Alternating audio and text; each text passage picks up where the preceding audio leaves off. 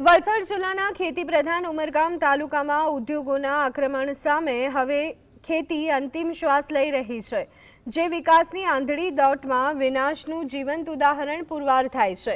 તાલુકામાં બે મોટા ઔદ્યોગિક એકમોના આગમન બાદ ડાંગરના ખેતરોમાં ફેક્ટરીઓ ખડકાઈ જતા વાડીઓનું નિકંદન નીકળી ગયું। અનેક રાઈસ મિલોને તાળા લાગ્યા। ખતલવાડા ગામે આવેલી 100 વર્ષ જૂની ઐતિહાસિક રાઈસ મિલ આજે પણ અડીખમ છે, પરંતુ સ્થાનિક ડાંગરના અભાવે મહારાષ્ટ્રથી માલ લાવવો પડે છે।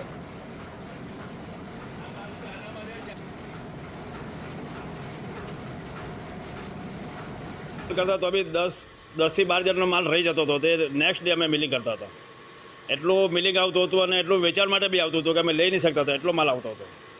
હવે આજની પરિસ્થિતિ એવી છે કે જૂની પેઢી ખેતી કરતા હતા, આજની નવી પેઢી ખેતી કરવા માંગતા નથી અને જગાનું ઉત્પાદન ઓછું થઈ ગયું। એનું કારણ કે કંપનીઓ મોટી મોટી આવી ગઈ તો જગા બધી વેચી નાખી અને નવી પેઢી છે, નવી વહુ આવે છે, છોકરા આવે છે, એ લોકો ખેતી કરતા